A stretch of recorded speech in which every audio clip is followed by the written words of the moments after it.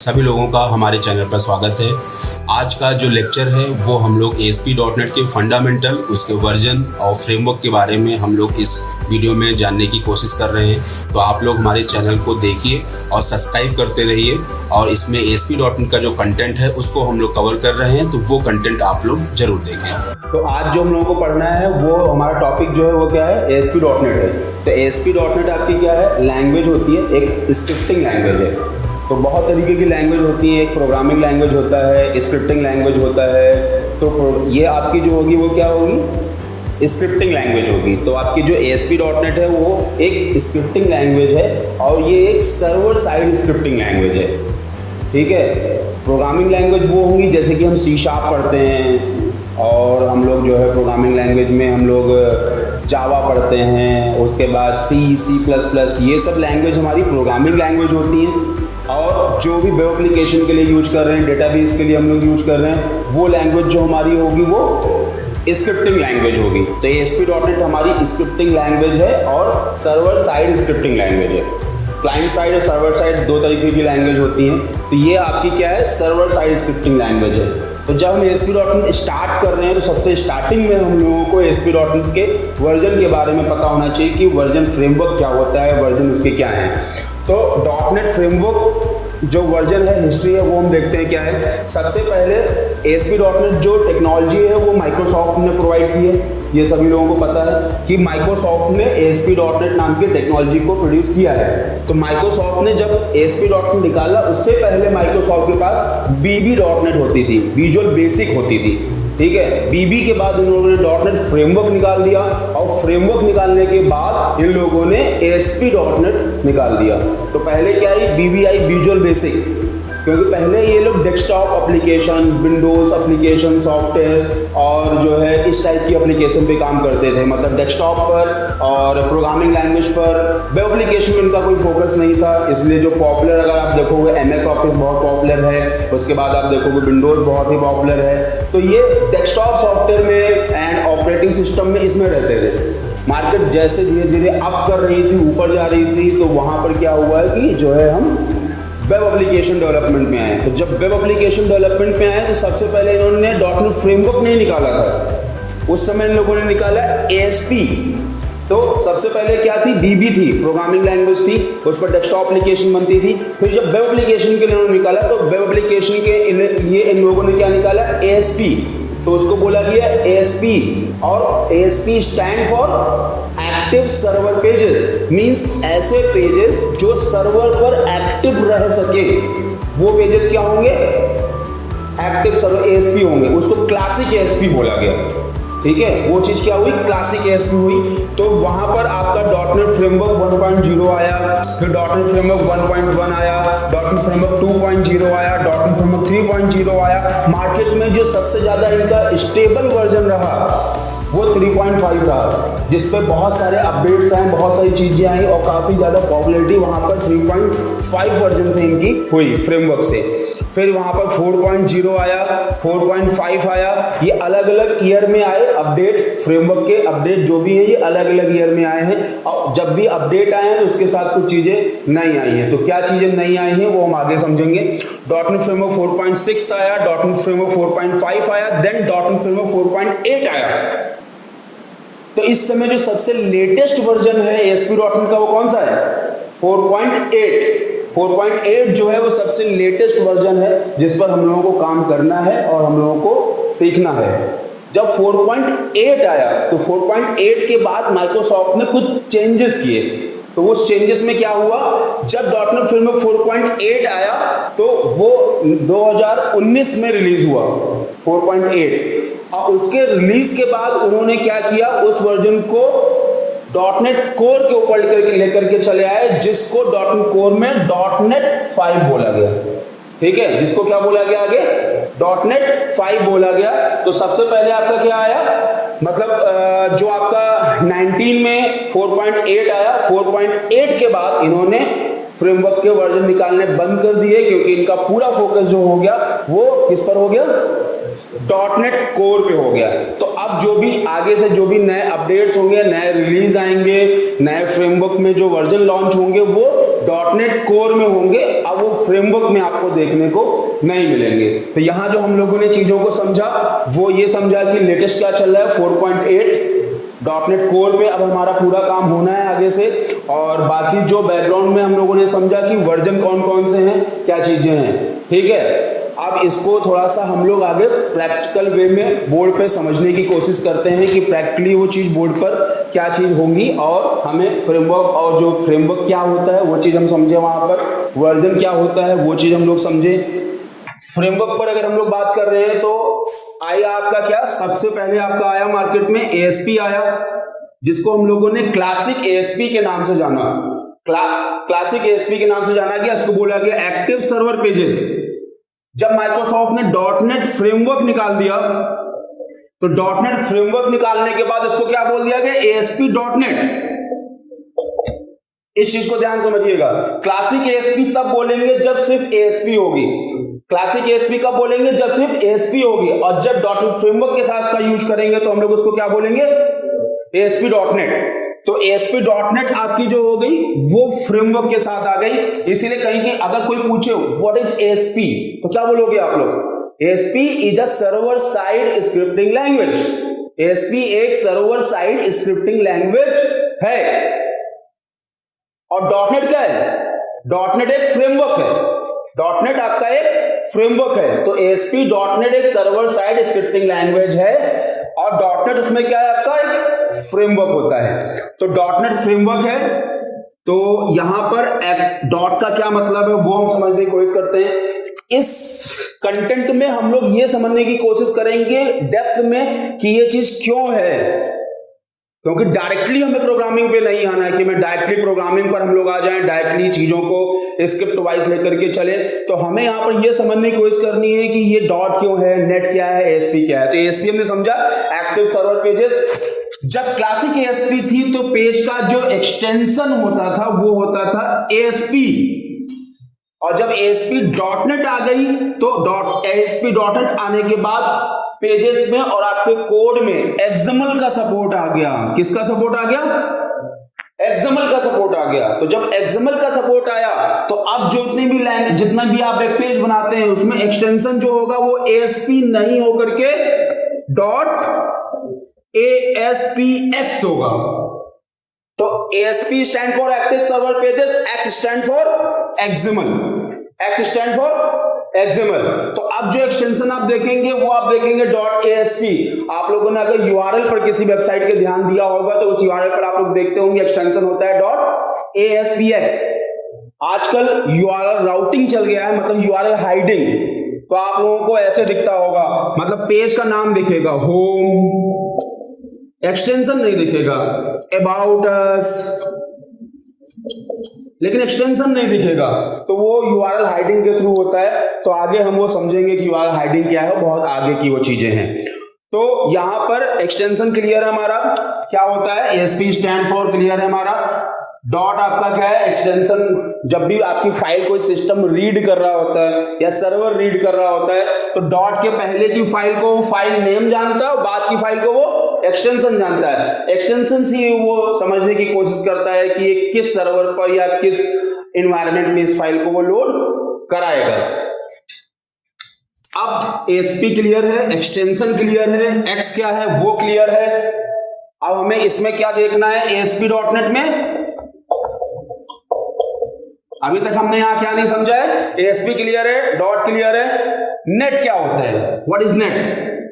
Net पर जब question आता है तो बहुत बच्चे बोलते हैं नेट स्टैंड फॉर इंटरनेट या नेट स्टैंड फॉर नेटवर्क। ऐसा कुछ भी नहीं है, ना ये इंटरनेट के लिए स्टैंड करेगा और ना ही ये नेटवर्क के लिए स्टैंड करेगा। Net stand for network enabled technology.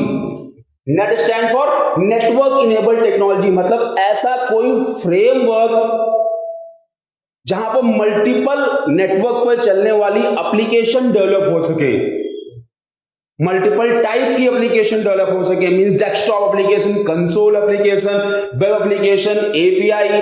तो और मल्टीपल नेटवर्क मतलब अलग अलग प्रोटोकॉल पे चल सके, टीसीपी प्रोटोकॉल पे चल सके, एचटीटीपी प्रोटोकॉल पे चल सके। तो इसलिए उसको क्या बोला गया, नेटवर्क इनेबल्ड टेक्नोलॉजी। तो अगर कोई पूछे what is dot net, sorry what is net, ठीक है, तो डॉट नेट क्या है? डॉट नेट आपका क्या है? फ्रेमवर्क है। क्लियर है? तो ASP.NET में हमारा एक्टिव सर्वर पेज हो गया, net stand for network enabled technology, ठीक है। एंड .NET फ्रेमवर्क क्या होता है? ASP क्या है? ASP आपकी एक सर्वर साइड स्क्रिप्टिंग लैंग्वेज है, और नेट क्या है आपका? ये आपका फ्रेमवर्क है। और फ्रेमवर्क क्या होता है, ये भी क्लियर करते हैं कि फ्रेमवर्क क्या है। ये तो मैं क्लियर हो गया कि ASP वेब पेज बनाने के लिए यूज करेंगे हम लोग। जब हमको वेब पेज बनाने हैं, कैसे? स्टैटिक नहीं, कैसे page? Dynamic page. Static page तो हम लोग HTML पर बना ही लेंगे, HTML पर हमारे स्टैटिक पेज आसानी से क्रिएट हो जाएंगे। तो हमें जब डायनेमिक पेज बनाने होंगे तो वो हम किस पे बनाएंगे? ASP पर क्रिएट करेंगे। अब हम समझने की कोशिश करते हैं कि फ्रेमवर्क क्या होता है। फ्रेमवर्क का मतलब होता है इन्वायरमेंट। कोई इन्वायरमेंट, जिस इन्वायरमेंट में हम चीजों को डेवलप कर रहे हैं वो फ्रेमवर्क होगा। जहां पर पर्टिकुलर लाइब्रेरी पैकेजेस मिल रहे हैं वो फ्रेमवर्क होगा। बहुत बच्चों से हम पूछते हैं फ्रेमवर्क क्या होता है, तो बोलते हैं कि मतलब जहां हम बना रहे हैं, चीजों को डेवलप कर रहे हैं, वो फ्रेमवर्क हुआ। अब इसको थोड़ा आसान करते हैं कि फ्रेमवर्क है क्या।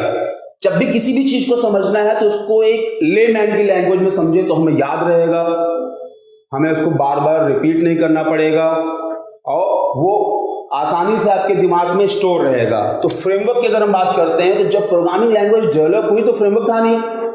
तो हमारे पास क्या होते थे? हमारे पास फंक्शंस होते थे, मतलब कुछ प्रोग्राम होता था, कुछ हमारे पास कोड होता था। उस प्रोग्राम को, उस कोड को हम लोग यूज करते थे। तो मीन्स क्या होते थे? फंक्शन होते थे हमारे पास।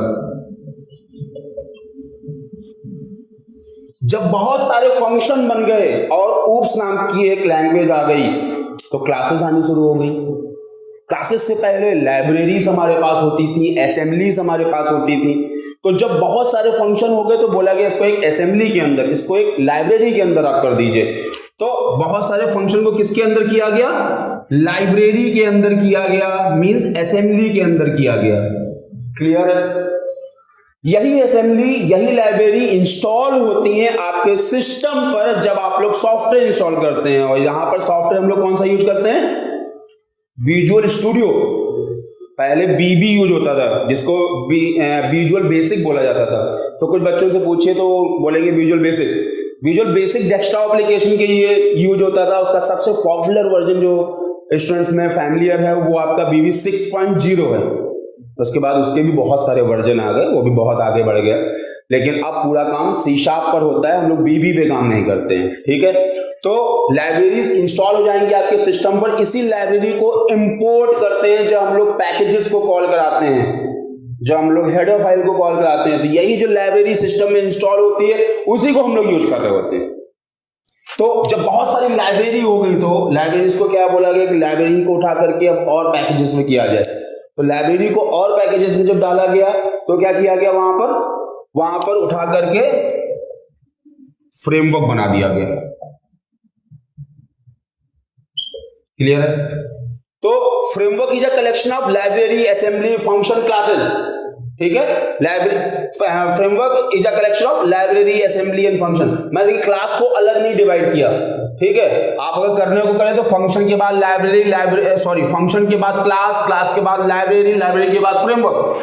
वो इसलिए नहीं किया क्योंकि बहुत सारी लैंग्वेजेस हैं जो उसको सपोर्ट नहीं करती हैं, तो वहां भी फ्रेमवर्क होते हैं, वहां भी लाइब्रेरी होती है, वहां भी पैकेजेस होते हैं, ठीक है। तो फंक्शन आपके बिल्ड हो गए, कंपाइल होकर के लाइब्रेरी और असेंबली के अंदर। असेंबलीज और लाइब्रेरीज को हमने किसके अंदर इंक्लूड कर दिया? फ्रेमवर्क के अंदर। तो उसको बोल दिया गया framework. It means framework is a collection of function, library, class, assemblies.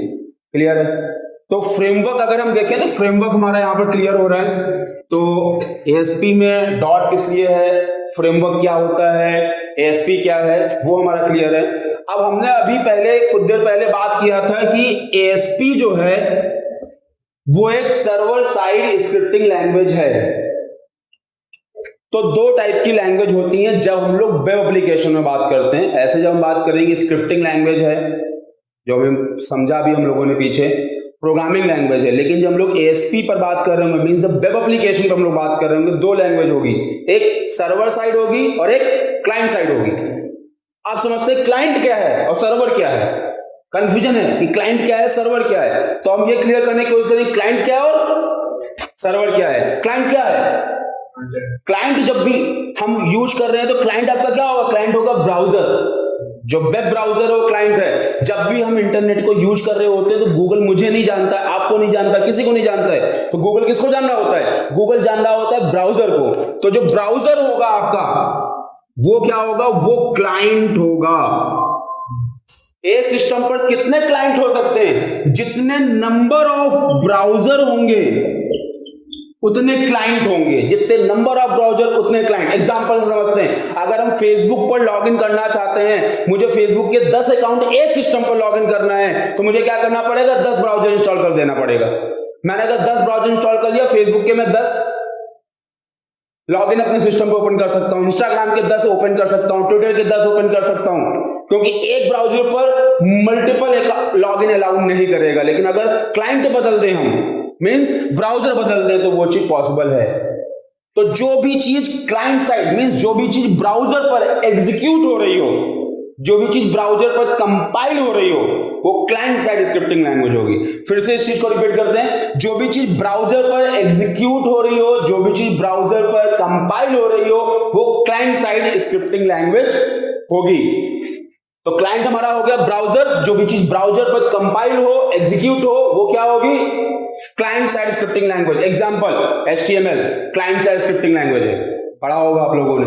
CSS, jQuery, bootstrap client side है। ये सर अब कंफ्यूजन होता है, बच्चे ये सोचते हैं कि सर आता तो सर्वर से है, तो वो क्लाइंट साइड कैसे हुआ। देखिए सर्वर आप समझ किसको रहे हैं, यहां पर कंफ्यूजन ये है, हम लोग जब भी किसी चीज को लोड कर रहे हैं अपने सिस्टम पर, तो वो कहीं से डाउनलोड हो रही है। मैंने अगर एक URL खोला google.com, तो google.com हमारे सिस्टम पे नहीं था, facebook.com हमारे सिस्टम पे नहीं था, कोई हमने वेबसाइट खोली abc.com हमारे सिस्टम पे नहीं था। तो अब बच्चों को कंफ्यूज लगता है हमारे सिस्टम पे तो आ तो सर्वर से रही है, नहीं आ तो इंटरनेट से रही है। इंटरनेट पे कोई सर्वर होगा, वहां पर वो फाइल रखी होगी और उसको हम अपने सिस्टम पर ओपन कर रहे हैं। इसको एग्जांपल समझते हैं। आपको मैंने एक PDF फाइल शेयर की, तो जो क्लाइंट साइड लैंग्वेज जो हम लोग पढ़ रहे हैं, तो क्लाइंट साइड लैंग्वेज में क्या है कि जो ब्राउजर पर एग्जीक्यूट हो रही हो आपकी क्या हो गई, क्लाइंट साइड से। HTML है, बूटस्ट्रैप है, ये सब क्लाइंट साइड हो गई। अब बच्चों को बहुत ज्यादा कंफ्यूजन होता है वहां पर कि सर सर्वर से फाइल आ रही है, सर्वर से नहीं आ रही है, इंटरनेट से आ रही है। जैसे आपने फाइल अगर आपको डाउनलोड करना है, तो आपको अगर वो फाइल डाउनलोड करना है, मैंने आपको कोई PDF फाइल भेजी हुई, तो आप कहां डाउनलोड करते हो, ड्राइव से। तो क्या वो ड्राइव में कोई कोड हुआ है या कोई static, dynamic, server side, client side उस ड्राइव की फाइल में PDF में कुछ किया गया है क्या? तो डाउनलोड कहां से कर रहे हैं आप लोग, सर्वर से कर रहे हैं ना।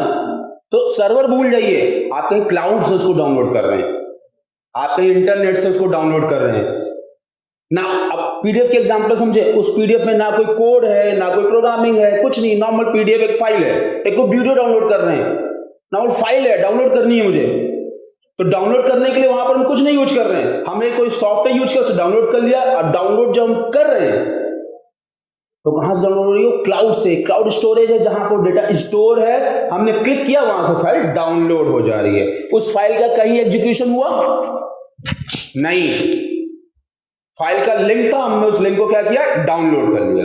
लेकिन जब प्रोग्रामिंग लैंग्वेज में आते हैं तो वो चीज चेंज होती है।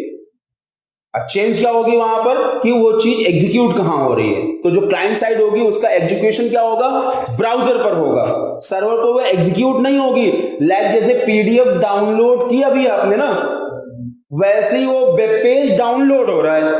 कभी ऐसा करके देखिएगा, कोई वेब पेज है उसको ओपन करिएगा, इंटरनेट बंद कर दीजिएगा, Ctrl+S मारेंगे, सेव करेंगे उसको, या राइट क्लिक करके सेव एज करके फाइल सेव करेंगे, पूरी फाइल डाउनलोड हो जाएगी। उसका उस फाइल को आपको ओपन करना होगा, क्लिक करेंगे, बिना इंटरनेट वो फाइल खुलेगी। कौन कौन सी चीजें उसमें दिख जाएंगी, जो चीज सर्वर से आ रही होगी नहीं दिखेगी अगर इंटरनेट नहीं ऑन है तो, और जो भी चीज क्लाइंट साइड थी वो दिख जाएगी। इसलिए सुना होगा client side scripting language secure नहीं होती है, इसीलिए सर्वर साइड स्क्रिप्टिंग लैंग्वेज आ गई सिक्योरिटी प्रोवाइड करने के लिए। ठीक है, तो सर्वर क्या होगा, जहां वो चीज एग्जीक्यूट हो रही होगी। तो .NET का सर्वर कौन है, .NET का सर्वर है IIS। ठीक है, .NET का सर्वर कौन है, IIS सर्वर है, इंटरनेट इंफॉर्मेशन सर्विस। ये डॉटनेट का क्या होगा, सर्वर होगा। तो जब भी आप ASP.NET पे काम कर रहे होंगे तो फाइल क्या होगी, यहां पर एग्जीक्यूट होगी, कंपाइल होगी, कंपाइल होने के बाद आउटपुट ब्राउजर पर लोड होगा। अगेन आपने किसी वेब पेज की रिक्वेस्ट दी, डोमेन आपने डाला, तो वो वेब पेज सर्वर पर एग्जीक्यूट होगा, IIS सर्वर है, एग्जीक्यूट होगा, कंपाइल होगा, इंटरप्रेट होगा HTML CSS में ही, और वो इंटरप्रेट होकर के आपको लोड करके वहां पर दिखा देगा। कहां पर, ब्राउजर। ठीक है, तो जो हमारा IIS है ये सर्वर, ये आपका क्या हो गया, सर्वर हो गया। एक थोड़े से डायग्राम के साथ समझते हैं। ये हमारा ब्राउजर है, मींस क्लाइंट है, और ये हमारा कोई सर्वर होगा। जब हम प्रोग्रामिंग लैंग्वेज में काम कर रहे हैं तो ये हमारा क्या होगा, कोई भी सर्वर होगा। हमने जब रिक्वेस्ट दी तो रिक्वेस्ट गई सर्वर पर, डायरेक्ट तो गई नहीं होगी, किसी प्रोसेस के थ्रू गई होगी। यहां पर कोई बीच में प्रोसेस इन्वॉल्व हुआ होगा। तो जो प्रोसेस यहां इन्वॉल्व हुआ होगा वो उसने बताया होगा सर्वर कहां पर है, IP कहां से आ रही है, तो वहां तक वो पहुंचा होगा। ठीक है, ये पूरा काम कर रहे होंगे सर्वर मैनेजमेंट वाले, हमें नहीं करना है। रिक्वेस्ट गई सर्वर पर जो भी फाइल थी वो फाइल फोल्डर में गई, और वहां से वो फाइल लोड होकर के कन्वर्ट होनी शुरू हो गई। अब कन्वर्ट हो करके यहां पर चीजें कन्वर्ट हो रही होंगी, प्रोसेस में होंगी, और वेब पेज आपका लोड हो गया। कहां पर, ब्राउजर। अगेन रिक्वेस्ट प्रोसेस हुई, सर्वर पर गई, सर्वर ने ढूंढा IP के थ्रू, एड्रेसिंग के थ्रू, और उसने आपके वेब पेज को यहां पर प्रोसेस करके कन्वर्ट करा करके लोड करा दिया। कहां पर, ब्राउजर पर, मींस वेब पेज पर आपका लोड करा दिया गया। तो ये जहां एग्जीक्यूशन हो रहा होगा, ये सर्वर और ये क्लाइंट। अगर सर्वर फाइल एग्जीक्यूट होके आ रही होगी सर्वर साइड, बिना एग्जीक्यूट हुए डायरेक्टली आ जा रही है क्लाइंट साइड। HTML का पेज है, उस पर सिर्फ HTML का कोड है, सर्वर पर फाइल डाउनलोड होगी, एग्जीक्यूट नहीं होगी, स्पीड बहुत अच्छी होगी, सिक्योर नहीं होगा। लेकिन अगर सर्वर साइड है, एग्जीक्यूट होगी, ट्रांसलेट HTML में होंगी। आप कोई भी वेबसाइट उठाइए और किसी भी वेबसाइट पर राइट क्लिक करके व्यू पेज सोर्स करिएगा। आप लोग जब आप लोग व्यू पेज सोर्स करेंगे आपको पूरा डेटा दिख रहा होगा। कोई बच्चे सोचते हैं सिक्योर नहीं है, तो उस डेटा को देखिएगा आप लोगों को, डेटा पूरा HTML, जावास्क्रिप्ट, CSS में दिख रहा होगा। वहां कोई ASP का कोड, C# का कोड, जावा का कोड नहीं दिख रहा होगा। इट मींस वो एग्जीक्यूट हुई, कंपाइल हुई, इंटरप्रेट हुई, कन्वर्ट होकर के डेटा हमारा ब्राउजर पर आ गया। तो वो सर्वर साइड होगा और वो क्लाइंट साइड होगा। तो यहां हमने सर्वर साइड समझने की कोशिश किया, क्लाइंट साइड समझने की कोशिश किया, फ्रेमवर्क क्या है, वर्जन क्या है, उस चीज को समझने की कोशिश किया।